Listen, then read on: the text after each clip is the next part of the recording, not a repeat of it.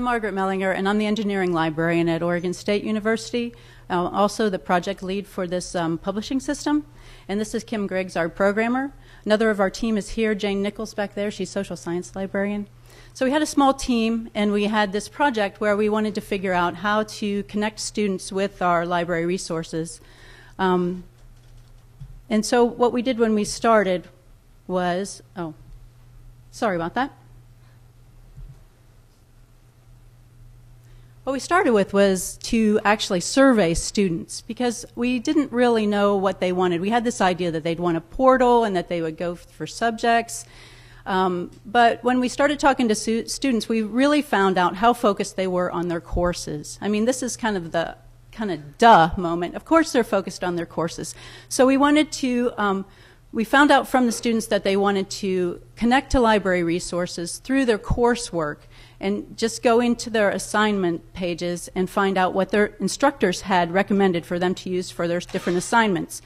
So, and we knew that what we wanted to do after that, that we needed to update our course assignment pages, and we wanted to make it easy for the students to get to those really good library things that they needed to get to. So we needed to involve the instructors, and we also wanted to update the way the web pages looked. So on the front end, we wanted to have updated course pages that would appeal to students. But on the back end, we wanted to get rid of some of this overhead that the librarians would feel to make updated web pages. We have a lot of librarians with different and varied skill levels and not a lot of time to devote to web page creation and development. So we wanted to be able to create the pages through a web browser and have the librarians have a little bit of control over layout, but not too much control because we wanted some consistency and we wanted it all to have that consistent look and feel. We also wanted to be able to upgrade the pages and make them look more interactive. You put the YouTube, the Flickr, the Facebook widgets, RSS feeds, a chat box, so things like that. We wanted it to be easy to do. We also wanted to save time by being able to do content reuse between the different pages and to automate some of the tasks that we needed to do, like send the URLs to the instructors or publish or unpublish the pages. So as we were putting all these pieces together, we were looking at different options to deliver this content. We looked at course management systems like Blackboard. That didn't work for what we wanted to do. We also took a look at content management systems such as Plone and Drupal, but we weren't quite there for our library yet. We also took a look at My Library and things like My UCLA, the large portal type things. Those also didn't really work with what we wanted to do. There are some open source library softwares available out there that are really great. LibData from the University of Minnesota, Subject Pages, or Subjects Plus, excuse me, from Ithaca College Libraries, and also we looked at the University of Rochester's Course Builder software. But because of the way our shop is run, we have a lot of Ruby on Rails development. We have some PHP developers. So what we really wanted to do was match all of the things we wanted to do with a real agile system. We have a small IT department. So we chose to do a custom solution, and we were able to hire Kim as a programmer. And when she came on, she took a look at setting up an agile development cycle. So what we did first was, when Kim came on, was to set up a paper prototype. And we did that because of coming at this from a user-centered design approach. Of course, everybody knows what that is, the philosophy where you're looking at the user's needs and their wants and the limitations and their aptitudes and considering that through every stage. So when we got to this stage where we were trying to build the tool, the users we're really talking about here are the librarians. We had decided what we wanted the web pages to look like, but we needed to build the tool. So the first thing we did was build a paper prototype and tested that with 5 librarians who had different skills. We asked them to perform different tasks and think aloud while they were doing those tasks. And then we had them rate their levels of satisfaction and the ease of use of the tool. So from that first paper prototyping test, Kim was able to build a functional prototype of the tool in Ruby on Rails, and then she performed the same tests with 3 different librarians. After that, we were doing the hallway testing and trying to find out what other design feedback we needed, and then we got to the initial release. And when we did that, the initial release, we had a forum set up so that people could go in and they could just say whatever they wanted to about the tool. They could say what they liked and didn't like. And we felt it was really necessary to get that feedback. And then, of course, that led us to improving the tool and having a better adoption rate by the librarians. Now, Kim's going to talk about how we combined an agile development cycle with all this usability and user-centered design to create the tool. So the ICAP system is developed on Ruby on Rails, mounted on an Apache web server with Mongrel, and uses MySQL as the database. It's locally hosted on our Unix servers. Ruby on Rails is an open source development framework that provides all the components necessary to build complete database-backed web applications. Rails is a model view controller framework where the data access and the business logic are decoupled from the data presentation. And it also has Ajax and CSS well integrated in it, so that made adding things like drag and drop and inline help really easy and really fast. The ICAPs use CSS and HTML and are ADA and W3C web compliant. The ICAP pages have been tested on all the major internet browsers. Other open source software we used during development was Track for our bug tracking system, Subversion for source control, and Eptana for our Rails IDE.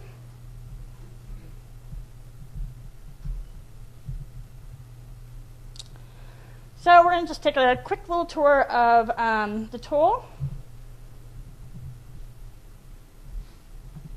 The video I'm going to show you is of a user creating an ICAP page in under 4 minutes. So I have, there we go. So this is the interface. When the user logs in, they have their list of ICAs and different options that they can do. We are going to copy a page. Each page needs a course name and course details and a template. We use the course name and the course details as metadata for searching and filtering so our students can find the page easier. So this is the screenshot of the page. Content can be added by either quick start modules or you can create new modules. We are going to add some of our quick start modules. These quick start modules can be reused across multiple pages independently. So if you add them to one, you can add it to another and edit them. So you can see that we've added some business source information and some information about searching articles and such. You can also create new modules. We're going to create an RSS module and a Google custom search engine module. So since the tool is something that the librarians just use sporadically and they don't use all the time, we thought it was important to add a lot of inline help. See the different layers. We're going to go over to Google and grab that code snippet, paste it in. Each module can be renamed to reflect what the content is. And you can save it as that quick start module so you can reuse it across multiple pages. Next, we're going to add an RSS feed. You just need that URL. Plug it in. Rename it something useful.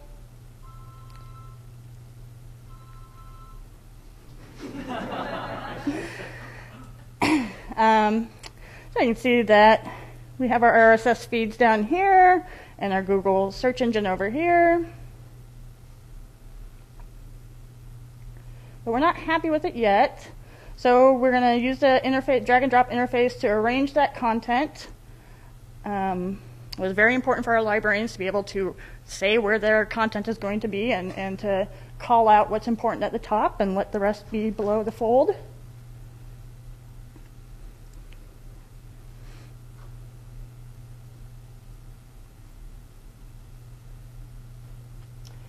We can edit some of our modules. So the content modules contain a WYSIWYG editor that lets the librarians add images and links and format their content, all without writing a single line of code.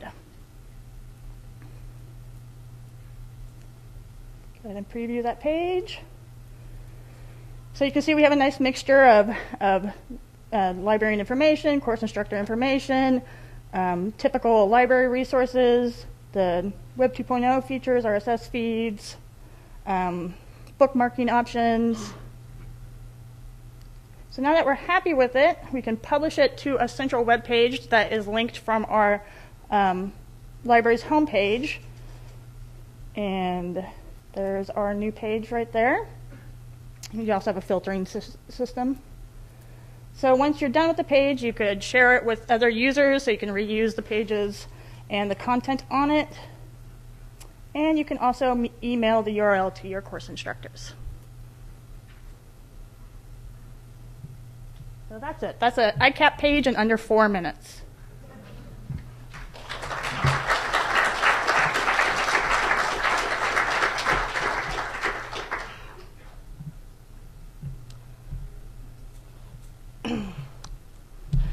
So, like I said, one of the really important things of the tool, an important feature of the tool, was the drag and drop interface. It was really a feature that made the tool. Before that, we had a bunch of pushback, and so from feedback, we decided that we wanted to add a drag and drop.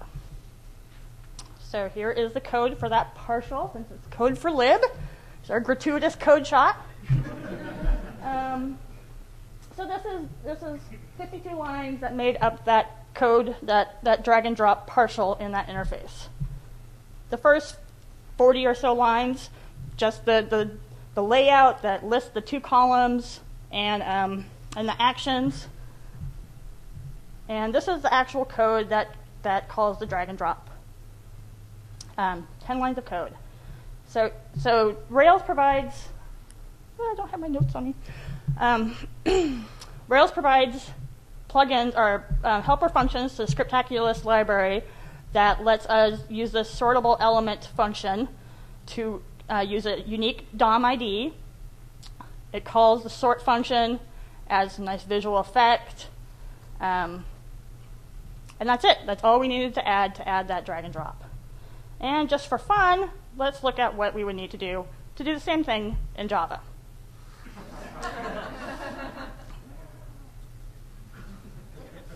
So 300 lines later, versus 10 lines in Rails. It's pretty impressive, I think. As of December, we've released the open source, the tool as an open source release. You can get it from this URL here. You can also email me for a demo account. And if you do choose to download it, all you need is sudo access to a server. You need Apache, MySQL, the Ruby interpreter, and ImageMagick installed. The source code comes with Rails 1.86 frozen in it, so you don't need the Rails. To install the ICAP tool, it's as simple as inputting a couple lines in a config file, running the database migrations, and the install script, and logging in and adding your users. The ICAPs can be customized by adding your library's logo or header to it. And you can also customize the layout with CSS. And like all open source code, you can build on top of it and add new modules and new functionality. So that's it. Thank you.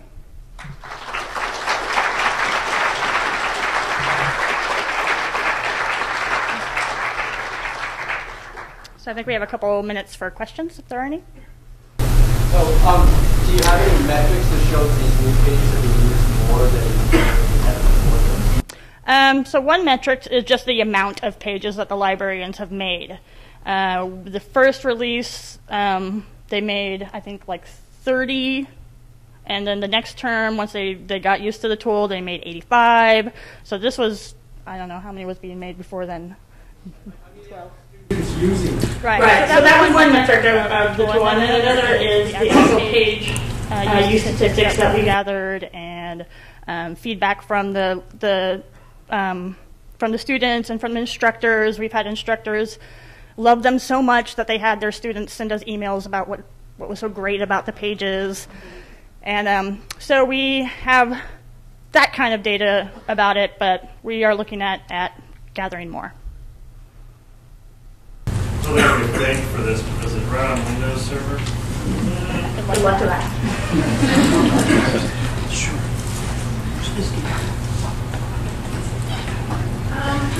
Did you ever consider having students make their own pages? I mean, it's great to have librarians as intermediaries, but the next step is let the students do it themselves. So in the use case, the original use case, we planned it out for 3 different users. The first being the librarians. The second, we're going to open up to instructors, and then we're going to start thinking about maybe opening it up to students. One step at a time. Anything else? So you chose to make a custom solution, and at the end of it, as you look back, still the right decision to kind of roll your own, or is there anything you do differently there?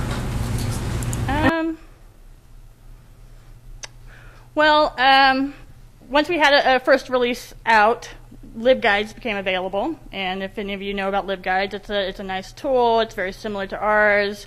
It's a hosted thing that costs money. So when that came out, we considered stopping developing our project and switching to that. But we decided that we wanted to keep at it because we could be specific to our own needs. We could hook into our library find federated search or our OASIS catalog to where something like LibGuides wouldn't let us do that. So we thought about it, but no, I think that the custom solution was the right choice for us. Did it take to create this? You said you had a small IT department, so I'm just interested in. So I was the only programmer on it. I did all the programming. I worked with my team members on doing the usability testing and the use case requirements and using their invaluable knowledge, because I'm not a librarian. I don't work with the students, so really knowing what features they need to have and such as that, I work with the librarians, but I was the only programmer on it. How long did it take? Our first release we had out in a little under 4 months. So that's moving on real fast development for sure. What was your rough layout for user testing? How many user testing groups did you run through the tool, and how many times? We did a paper prototype with 5 users.